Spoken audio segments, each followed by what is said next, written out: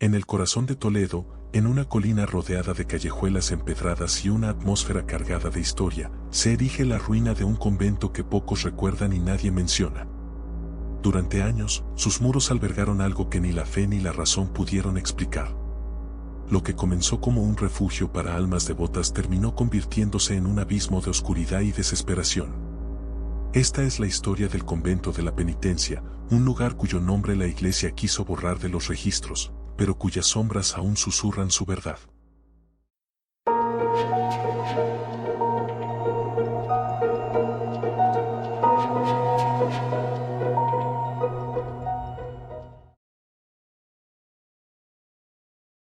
Siempre he sido escéptico de las leyendas urbanas y los rumores de lo paranormal, pero como historiador, mi trabajo es separar los hechos de la ficción.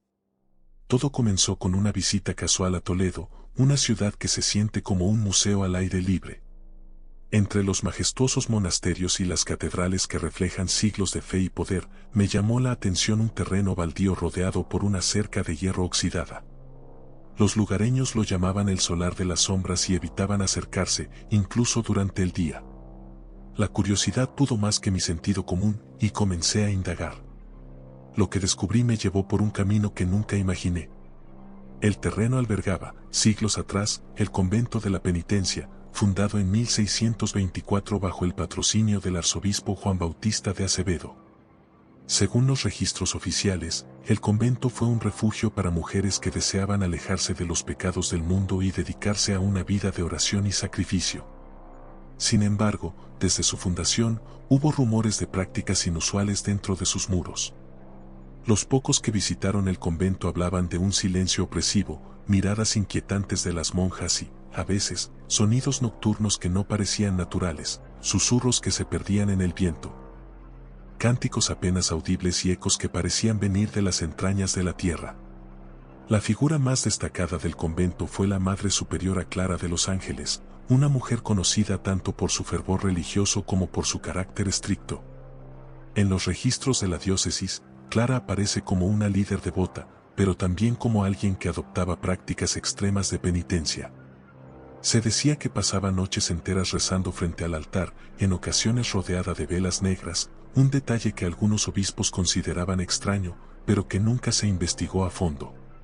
Según documentos hallados en los archivos eclesiásticos, en 1668, el obispo Fray Alonso de Céspedes visitó el convento tras recibir denuncias anónimas sobre conductas impías y desapariciones de novicias.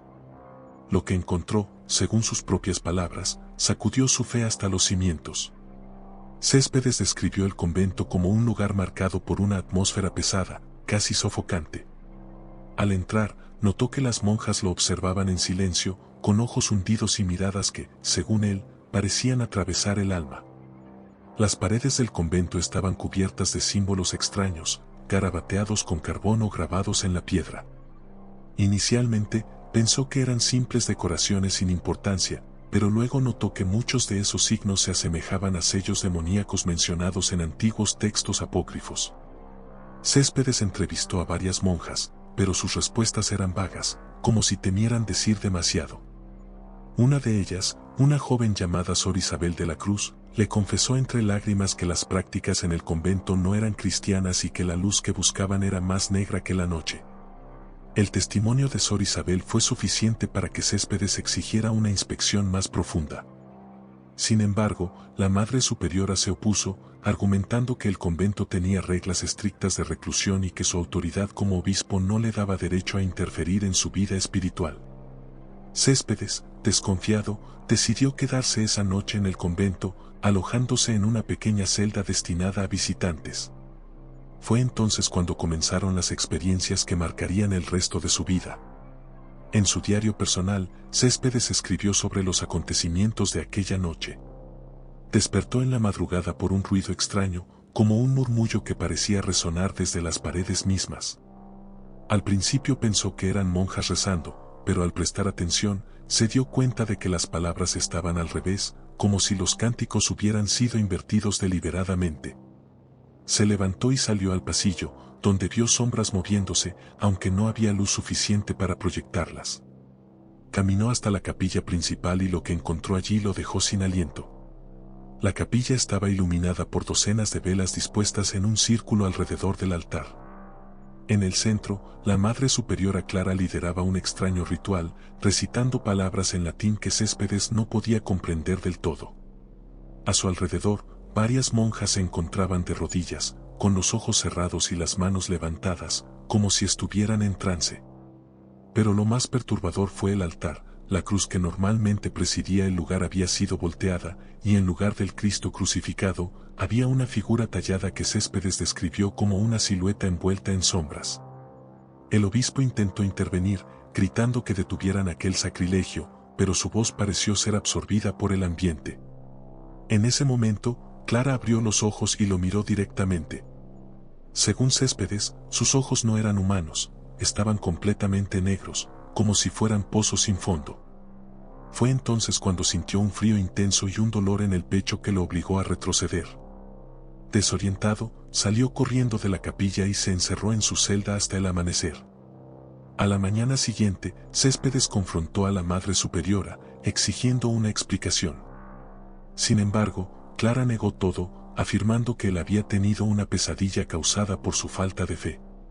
Frustrado, Céspedes abandonó el convento, pero no sin antes redactar un informe detallado para la Inquisición. En él, advertía que las monjas del convento de la penitencia no buscaban a Dios, sino algo mucho más oscuro. Lo que sucedió después, escribe Céspedes en su diario, demostró que mis sospechas apenas rozaban la superficie de un abismo insondable. Pero esto fue solo el principio de la caída del convento de la penitencia. Lo que sucedió en los días posteriores cambió para siempre la percepción de la Iglesia sobre este lugar. Cuando el obispo Fray Alonso de Céspedes abandonó el convento de la penitencia, no sabía que sus advertencias llegarían demasiado tarde. En los días y semanas que siguieron, los rumores sobre el convento comenzaron a intensificarse, y lo que alguna vez fueron susurros de escándalo se convirtieron en gritos de horror. Sin embargo, lo que más me perturbó al investigar esta historia fue lo que Céspedes dejó fuera de su informe oficial. En sus diarios personales, que encontré décadas después en un archivo polvoriento en Sevilla, el obispo detalló eventos que, hasta el día de su muerte, nunca se atrevió a mencionar en público. Tras regresar a la diócesis de Toledo, Céspedes presentó su informe a la Inquisición, describiendo lo que llamó herejías veladas en el hábito de la fe. Sin embargo, su petición de intervenir en el convento fue rechazada inicialmente. La Inquisición, escéptica, consideró que los relatos del obispo carecían de pruebas concretas y temía desatar un escándalo que dañara la reputación de la Iglesia. Según ellos, una cruz volteada y murmullos extraños no eran suficientes para justificar una acción drástica contra un convento de renombre. A pesar de ello, Céspedes no pudo olvidar lo que había visto. En su diario escribió: «Desde aquella noche, siento que algo me sigue. No es un hombre ni una bestia, sino una presencia. En los pasillos de mi residencia, escucho pasos donde no hay nadie. Y en mis oraciones, percibo un eco que no pertenece a mi voz. Algo en el convento de la penitencia me marcó, y temo que no fue solo mi fe lo que quedó comprometido». Mientras Céspedes lidiaba con sus propios demonios, el convento de la penitencia caía en un estado de creciente aislamiento. Las monjas dejaron de asistir a las misas que se celebraban en la catedral y ya no aceptaban visitas de familiares ni novicias nuevas. Algunos vecinos comenzaron a notar comportamientos extraños, luces que permanecían encendidas toda la noche, cánticos que resonaban a través de los muros, y ocasionales gritos ahogados que helaban la sangre de quienes pasaban cerca. Una panadera local, María Hernández, afirmó haber visto a dos monjas caminando por el claustro a altas horas de la noche, pero según su descripción, sus rostros no eran humanos.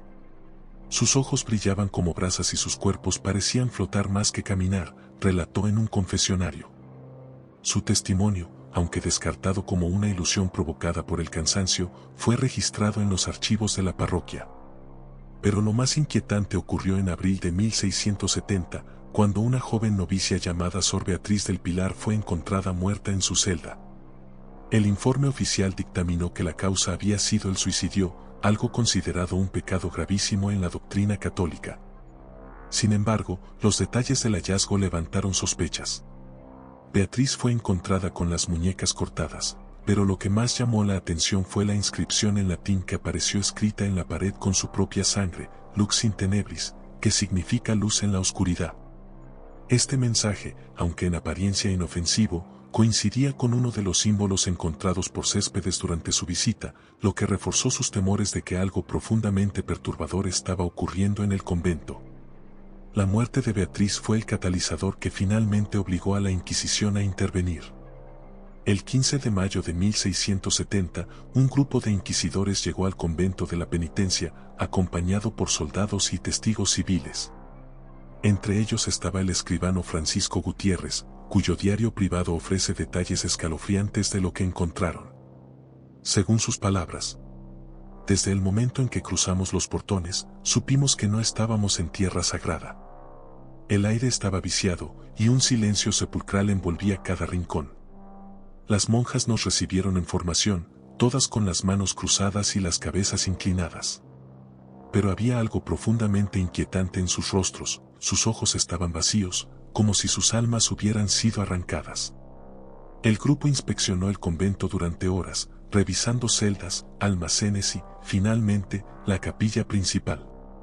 Allí, encontraron evidencia que confirmaba las sospechas de Céspedes. La cruz seguía volteada, pero esta vez no estaba sola. En las paredes, descubrieron frescos que representaban figuras humanoides rodeadas de llamas, con rostros distorsionados y extremidades alargadas. Los frescos estaban ocultos detrás de cortinas de terciopelo negro, como si las monjas hubieran intentado disimularlos, pero el deterioro de los tejidos los había dejado al descubierto. Lo más impactante fue lo que hallaron bajo el altar, una caja de madera sellada con clavos de hierro. Según Gutiérrez, al abrirla, encontraron pergaminos escritos en una mezcla de latín y un idioma desconocido, junto con huesos que parecían pertenecer a un niño pequeño. Uno de los inquisidores, Fray Tomás de Alarcón, reconoció algunos de los símbolos en los pergaminos como invocaciones a entidades demoníacas descritas en el Malleus Maleficarum, un tratado utilizado para identificar prácticas de brujería. Fue en ese momento que el grupo entendió la magnitud de lo que enfrentaban. Esa misma noche, decidieron interrogar a la Madre Superiora Clara de los Ángeles. A pesar de su avanzada edad, Clara mantenía una presencia imponente. Según Gutiérrez, cuando los inquisidores comenzaron a cuestionarla sobre los rituales, ella sonrió con una tranquilidad perturbadora. «Nosotros no buscamos la oscuridad», dijo, «sino la verdadera luz. La que no está manchada por las mentiras del cielo». Sus palabras, aunque crípticas, revelaron una filosofía que trascendía la doctrina cristiana. Según Clara, el convento no había abandonado la fe, sino que había encontrado una nueva. Una que, en sus palabras, trascendía la dualidad de Dios y el diablo. El interrogatorio se interrumpió abruptamente cuando una de las monjas, Sor Eulalia, comenzó a convulsionar en el suelo. Sus gritos eran tan desgarradores que los soldados tuvieron que sujetarla para evitar que se lastimara. Según los testigos, Eulalia gritó palabras en una lengua extraña mientras su cuerpo se retorcía en ángulos imposibles. Fray Tomás, asustado, intentó exorcizarla en el acto, pero antes de que pudiera terminar la oración, Eulalia dejó escapar un último aliento y quedó completamente inmóvil. La muerte de Sor Eulalia fue solo el comienzo de la pesadilla que desataríamos esa noche, escribió Gutiérrez en su diario. Pero lo que ocurrió en las horas siguientes dejó claro que el convento de la Penitencia no era un lugar abandonado por Dios, sino habitado por algo mucho más antiguo y aterrador. Cuando me senté a revisar los documentos del convento de la Penitencia, no esperaba encontrar algo más allá de testimonios distorsionados por el miedo y los prejuicios de la época. Sin embargo, la tercera noche de interrogatorios, descrita por Francisco Gutiérrez en su diario, me dejó con un escalofrío que aún no logro sacudirme. Esa noche no solo marcó la condena definitiva del convento, sino que reveló un horror que desafía toda lógica y comprensión. El 16 de mayo de 1670, los inquisidores decidieron sellar el convento temporalmente. Habían reunido suficientes pruebas para justificar un juicio formal contra las monjas, pero la situación estaba lejos de resolverse. Mientras los soldados desmontaban los frescos blasfemos de la capilla y aseguraban los objetos encontrados bajo el altar, la tensión entre los inquisidores aumentaba. Fray Tomás de Alarcón insistía en que los rituales no solo eran herejías, sino actos de invocación que podían tener consecuencias reales. Otros, como el escribano Gutiérrez, se mostraban escépticos, considerando que las monjas simplemente habían sido víctimas de un delirio colectivo. Pero esa noche, mientras la mayoría del equipo descansaba en un alojamiento cercano, un grupo reducido permaneció dentro del convento para custodiar las evidencias. Entre ellos estaban el propio Gutiérrez, el joven soldado Diego Santillana, y dos monjas aún dispuestas a colaborar, Sor Inés y Sor Margarita, quienes habían declarado no participar en los supuestos rituales. Según el relato de Gutiérrez, la atmósfera dentro del convento esa noche era indescriptible. Un silencio sepulcral reinaba en los pasillos, roto ocasionalmente por el crujido de la madera vieja o el susurro del viento atravesando las ventanas rotas. Sin embargo, lo que comenzó como una simple guardia nocturna pronto se tornó en algo mucho más perturbador. El descubrimiento de los textos ocultos. Pasada la medianoche, Diego Santillana reportó haber escuchado un ruido proveniente de una celda en desuso. Al investigar, encontró una pequeña trampilla oculta bajo una de las camas. Con la ayuda de Gutiérrez, lograron abrirla, revelando una escalera que descendía hacia lo que parecía ser un sótano olvidado. Decidieron explorar el lugar, llevando consigo una lámpara de aceite y el crucifijo que Diego llevaba siempre al cuello. El sótano resultó ser una habitación circular, con paredes de piedra cubiertas de moho y símbolos tallados que Gutiérrez no pudo identificar. En el centro de la habitación había una mesa baja rodeada de velas apagadas, y sobre ella descansaba un libro antiguo, protegido por un paño de lino. Cuando retiraron el paño, descubrieron que el libro estaba escrito en una mezcla de latín y caracteres indescifrables. Sin embargo, algunas frases eran legibles, y lo que lograron leer fue suficiente para helarles la sangre. Oh, luz de las sombras, abre el camino hacia el abismo donde la verdad descansa. Que la dualidad se rompa y la unidad prevalezca en la oscuridad eterna. El libro parecía ser un grimorio, un manual para realizar invocaciones y rituales que los inquisidores jamás habrían permitido. Gutiérrez escribió que, al tocar el libro, sintió un escalofrío que subió por su brazo y le dejó la mano entumecida. Diego, visiblemente nervioso, sugirió que abandonaran el lugar y reportaran el hallazgo al amanecer. Sin embargo, antes de que pudieran salir, Sor Margarita, que había seguido a escondidas al grupo, apareció en el umbral de la trampilla. Su rostro estaba demacrado, y sus ojos brillaban con una intensidad que Gutiérrez describió como inhumana. Margarita comenzó a murmurar palabras en un idioma que ninguno de los presentes reconoció. Según Gutiérrez, su voz no parecía propia, era profunda y resonante, como si proviniera de otro lugar. Los símbolos en las paredes comenzaron a emitir un tenue resplandor, y el aire en la habitación se tornó pesado, casi irrespirable. Diego intentó sujetarla, pero al tocarla, salió despedido hacia atrás como si hubiera recibido una descarga eléctrica. Sor Inés, quien había permanecido cerca de la entrada del sótano, comenzó a rezar desesperadamente. Sin embargo, Margarita, aún en su trance, se giró hacia ella y le lanzó una mirada que la dejó paralizada. Con un tono gélido, Margarita pronunció palabras claras por primera vez. El velo se ha roto. Ellos vienen. En ese momento, las velas de la habitación se encendieron solas, iluminando completamente el lugar. Las sombras proyectadas en las paredes parecían moverse por su cuenta, formando figuras que se retorcían y se alargaban.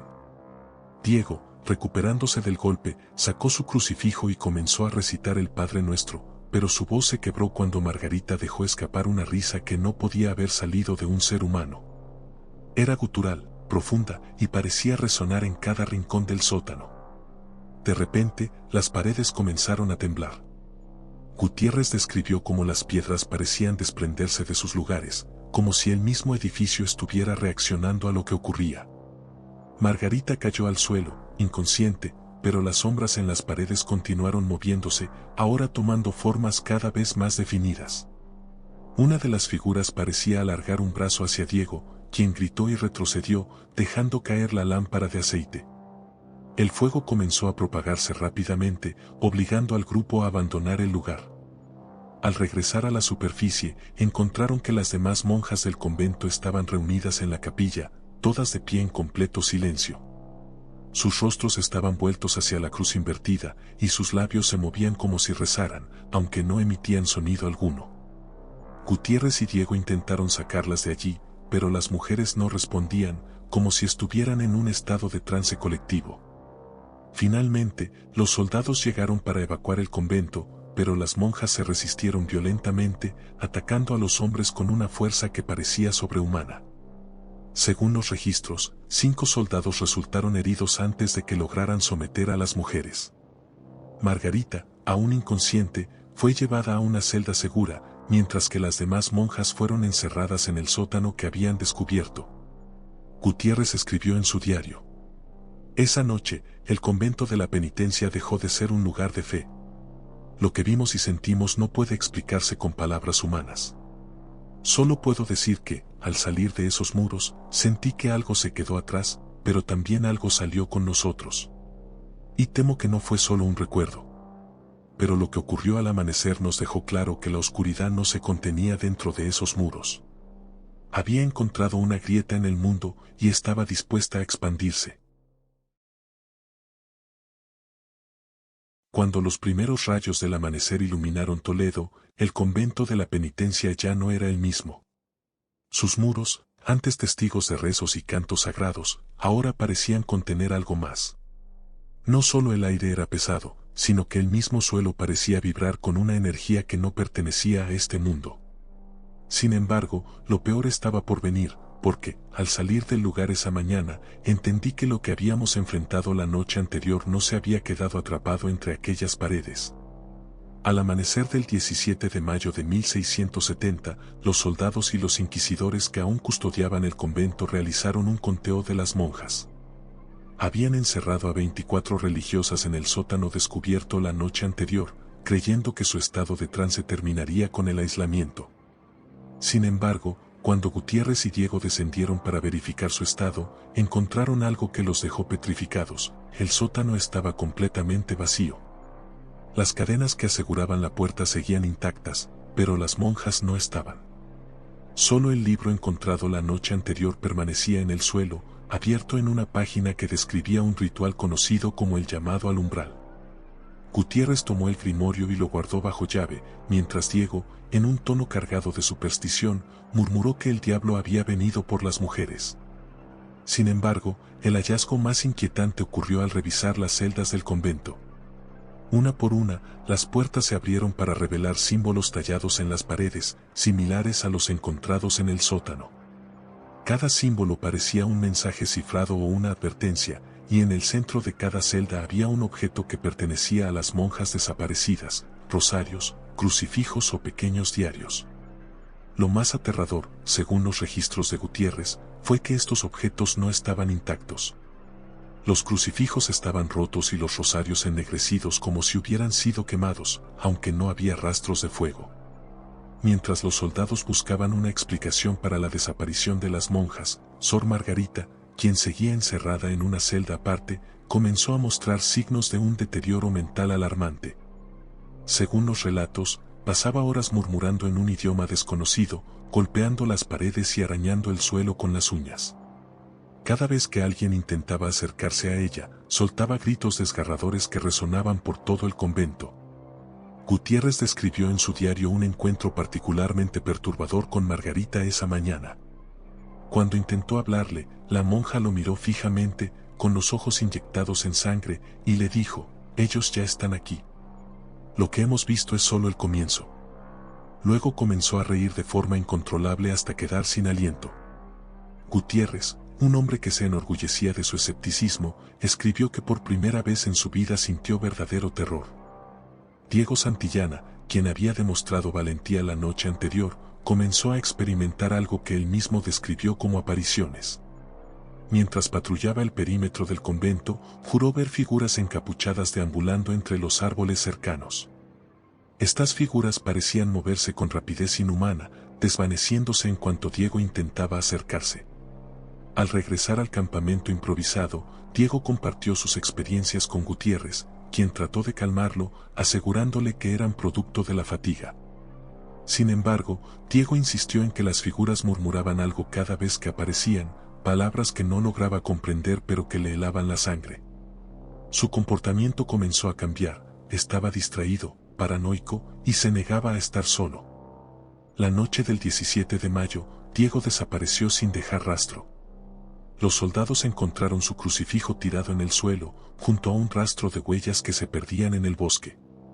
Aunque buscaron durante horas, no encontraron ningún indicio de su paradero. Gutiérrez escribió que, en ese momento, muchos comenzaron a creer que el convento estaba maldito y que permanecer allí era un acto de insensatez. Con las monjas desaparecidas y el estado de Sor Margarita empeorando, las autoridades decidieron llevar a cabo un interrogatorio final con la única religiosa que parecía estar cuerda, Sor Inés. Durante horas, le preguntaron sobre los rituales, el grimorio y los símbolos tallados en las paredes. Al principio, Inés negó saber algo, pero finalmente rompió en llanto y confesó que había sido testigo de los ritos oscuros.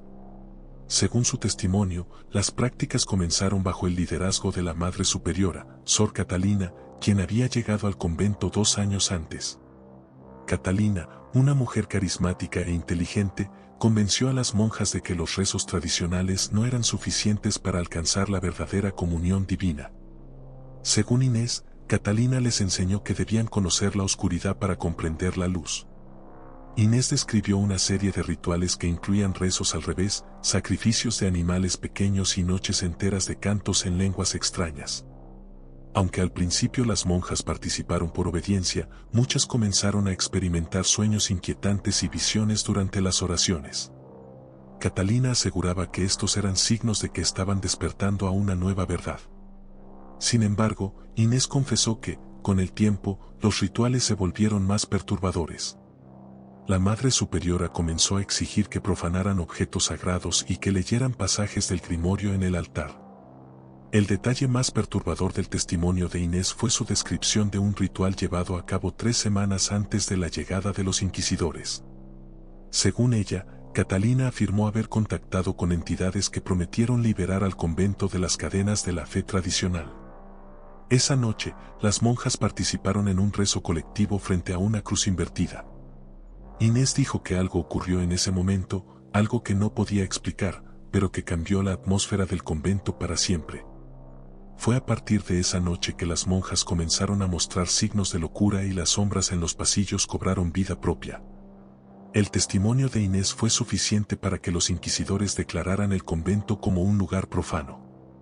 Decidieron cerrar sus puertas permanentemente y trasladar a las pocas monjas que quedaban cuerdas a otros conventos.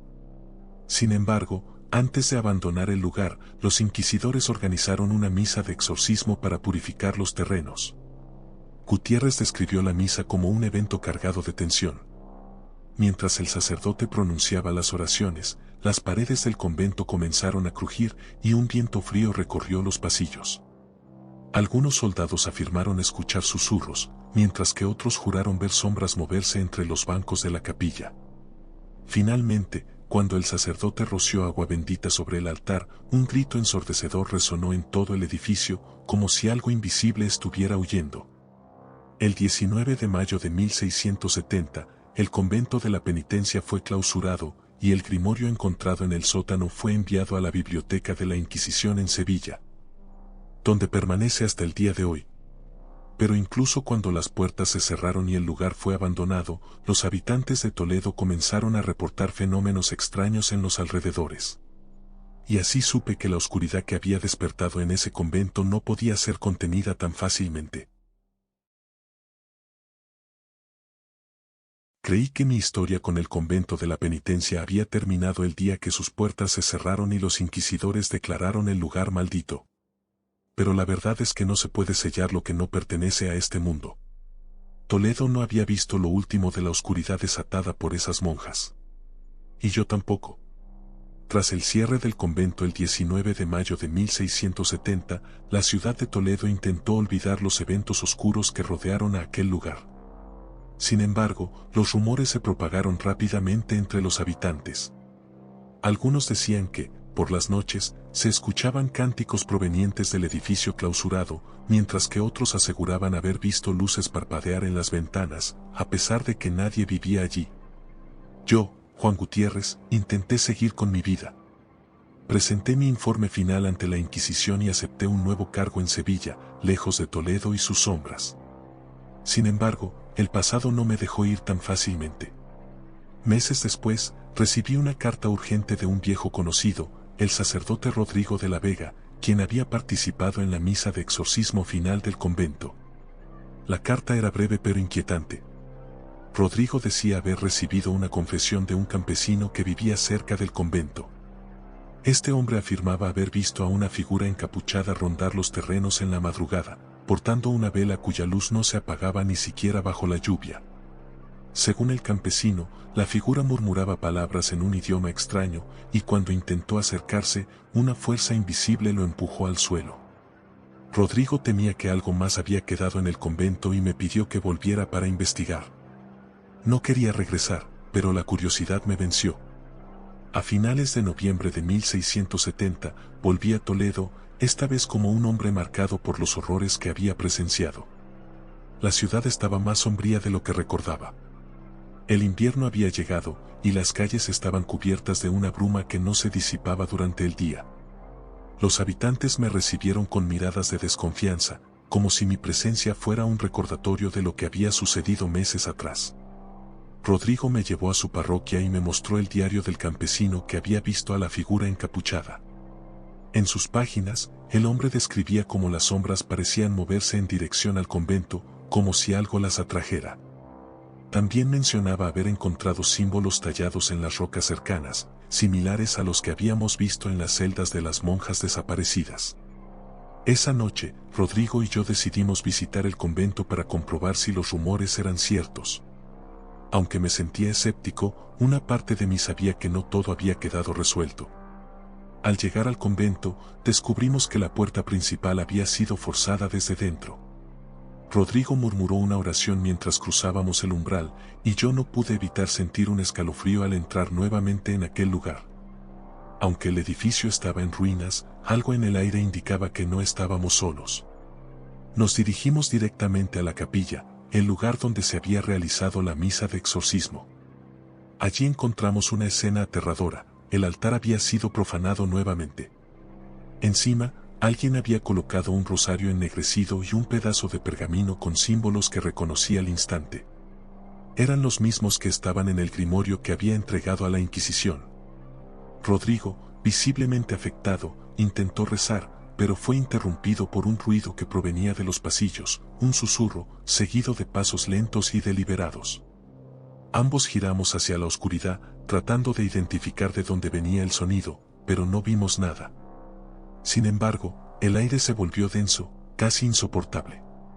Sentí una presión en el pecho que me obligó a arrodillarme. Fue entonces cuando lo vi. En el fondo de la capilla, una figura encapuchada apareció entre las sombras. Su rostro estaba oculto, pero su presencia era abrumadora. La figura levantó una mano, señalándonos, y las velas que llevábamos se apagaron de golpe. Rodrigo gritó, y yo, paralizado por el miedo, apenas pude moverme. De repente, el silencio fue roto por un sonido que jamás olvidaré, el eco de un rezo al revés. Provenía de todas partes y ninguna a la vez, como si las paredes mismas lo estuvieran pronunciando. La figura encapuchada desapareció en un parpadeo, pero en su lugar aparecieron las sombras de las monjas desaparecidas. Eran formas humanas, envueltas en oscuridad, con ojos que brillaban como brasas. Las sombras comenzaron a acercarse, susurrando palabras incomprensibles. Rodrigo intentó alzar un crucifijo, pero este se rompió en sus manos. Fue entonces cuando una de las sombras habló, con una voz que resonó en mi mente más que en mis oídos: no debiste regresar. Esto es solo el principio. En un acto de desesperación, saqué un vial de agua bendita que Rodrigo me había dado y lo arrojé hacia las sombras. Un grito desgarrador llenó el aire, y las figuras se desvanecieron, pero no antes de dejar una marca en el suelo, un símbolo que reconocí como un portal. Al día siguiente, abandoné Toledo para siempre. Rodrigo y yo juramos no hablar de lo ocurrido, pero ambos sabíamos que no podíamos escapar de lo que habíamos visto. Esa noche, mientras intentaba dormir en la posada, encontré un pequeño pedazo de pergamino en mi bolsa. En él estaba escrito, con la misma caligrafía del grimorio, una frase que aún me atormenta: la luz no puede existir sin la sombra. Tú has sido elegido. En los años que siguieron, escuché rumores de que el convento de la penitencia se había convertido en un punto de encuentro para aquellos interesados en lo oculto. Se decía que viajeros desaparecían cerca de sus terrenos y que algunos regresaban con historias de figuras encapuchadas y cánticos extraños. Hoy, mientras escribo estas palabras, siento que el pasado me observa. Aunque el convento de la penitencia ya no existe, su legado perdura en las sombras de Toledo.